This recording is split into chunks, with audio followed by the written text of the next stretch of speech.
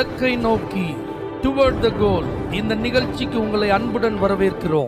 Praise the Lord. ஆண்டவராகிய இயேசுவின் இனிய நாமத்தில் உங்கள் எல்லாருக்கும் அன்பின் வாழ்த்துக்கள்.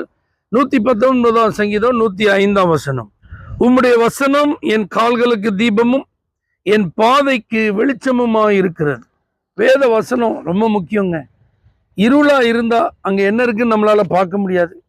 நடப்பது சிரமம், தொடர்ந்து முன்னேறுவது கடினம். ஆனா அந்த இருள்ல நமக்கு ஒரு வெளிச்சம் இருக்குமானால் என்ன இருக்குங்கிறதையும் பார்த்துடலாம், எங்க நடக்கணும் அப்படிங்கிறது நமக்கு தெரிஞ்சிடும்.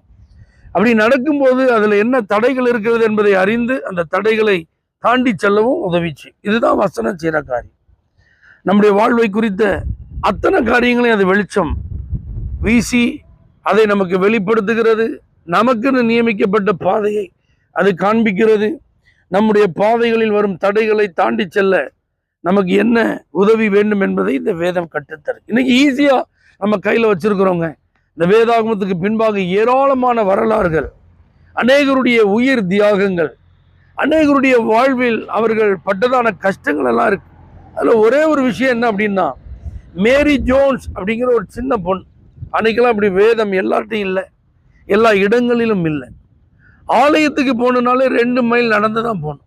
அப்படி போய் தான் ஆராதித்து பழகின அந்த சிறுமி ஆலயத்தில் கேட்கிற கர்த்தருடைய வார்த்தையை தன்னுடைய கரங்களில் ஏந்தி வாசித்தால் எவ்வளவு நலமா இருக்கும் என்று வாஞ்சித்த அந்த மகள் தன்னுடைய தாயாரிடத்தில் தன்னுடைய விருப்பத்தை தெரிவித்த போது, அன்னைக்கெல்லாம் வேதாகமம் விலை அதிகம், அதை வாங்கணும்னா நீ பணம் சேர்க்கணும்னு சொல்லி அந்த தாய் கொடுத்த ஆலோசனையின்படி 6 ஆண்டுகள் வேதத்தை வாங்குவதற்கு பணம் சேகரித்து அந்த வேதாகமம் எங்கே இருக்கிறது என்பதை விசாரித்து அறிந்த போது கேள்விப்பட்டால் 25 மைல் கடந்து போய், இப்ப பாருங்க அந்த சின்ன பிள்ளை 25 மைல் நடந்து போய் அங்க இருந்த ஒரு போதகர்கிட்ட வேதாகமத்தை கேட்டபோது, அப்போ அன்னைக்கு அவர்கிட்ட வேதாகமம் இல்லை, விற்பனைக்கு வேதாகமம் இல்லை. அந்த மகளை பார்த்து அந்த போதகர் சொல்லியிருக்கிறார், இப்போ இல்லையம்மா அப்படின்னு சொன்ன உடனே 6 ஆண்டுகள் இந்த வேதாகமத்தின் மீது வாஞ்சியோடு பணம் சேகரித்து 25 மைல் தாகத்தோடு நடந்து வந்து தான் ஏமாற்றம் அடைந்து விட்டேனே என்பதை அறிந்த அந்த மகள் உடைந்து அழ ஆரம்பித்தார்.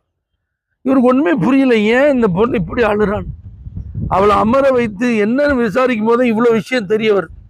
அப்ப அந்த போதகர் பாருங்க, இந்த மகளுக்கு வேதாகமத்தின் மேல் இருக்கும் வாஞ்சியை அறிந்து தன்னுடைய சொந்த வேதாகமத்தை பரிசளித்தார். அதை வாங்கி கொண்டு மிகுந்த மகிழ்ச்சியோடு அந்த மகள் திரும்பினார். அன்னைக்கு அந்த போதகர் தீர்மானித்தார், இந்த வேதாகமம் எல்லாருடைய கரங்களிலும் கிடைப்பதற்கு என்னென்ன முயற்சிகள் செய்யப்பட வேண்டுமோ அதெல்லாம் செய்யணும்னு சொல்லி ஒரு வேதாகம சங்கத்தை ஆரம்பித்தார்.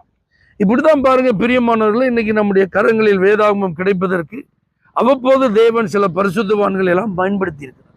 நம்முடைய தாய்மொழியில இந்த வேதாகமம் கிடைக்க சீகன் பால்க் என்கிற தேவ மனிதனை பயன்படுத்தி இருக்கிறார்.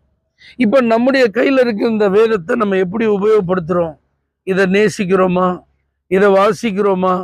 இதை தியானிக்கிறோமா? இந்த வேதத்தின் மகத்துவங்களை பரிசுத்த ஆவியானவரின் உதவியோடு நாம் அறிந்து கொள்ள பிரயாசப்படுகிறோமா?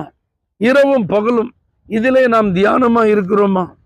இந்த வேதத்தை நம்ம கை கொண்டு நடப்பதற்கு நம்முடைய வாழ்வில் எவ்வளவு முக்கியத்துவம் கொடுக்கும், இதெல்லாம் யோசிக்கணும். இன்னைக்கு நிறைய பேருக்கு இடரல், நிறைய பேருக்கு சமாதானம் இல்லை, நிறைய பேருக்கு தீர்மானம் எடுக்க முடியல, நிறைய பேருடைய வாழ்வில் சில சோதனைகளை மேற்கொள்ள முடியவில்லை, நிறைய பேருக்கு தேவனை அறிகிற அறிவு இல்லை, நிறைய பேருக்கு சத்துருவின் சூழ்ச்சிகளிலே சிக்கிவிட்டு அதுல இருந்து வெளிவர முடியாதபடி தடுமாற்றம், நிறைய பேருக்கு விசுவாசமே இல்லை, நிறைய பேரால ஆவிக்குரிய வாழ்வில் வளர முடியவில்லை, நிறைய பேருக்கு தங்களுடைய வாழ்வை குறித்த தேவ சித்தம் என்ன என்பதே தெரியவில்லை.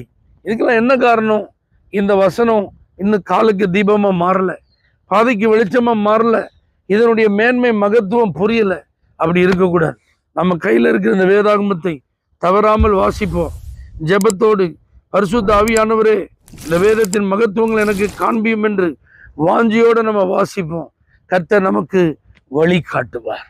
தேவனே, இந்த வேதத்தின் மகத்துவத்தை புரிந்து அனுபவிக்க கிருபை தாரும். இயேசுவின் நாமத்தில் பிதாவே, ஆமென். For prayer contact, Pastor J. Kumar, El Shaddai Ministries, 9500252586, Surandai.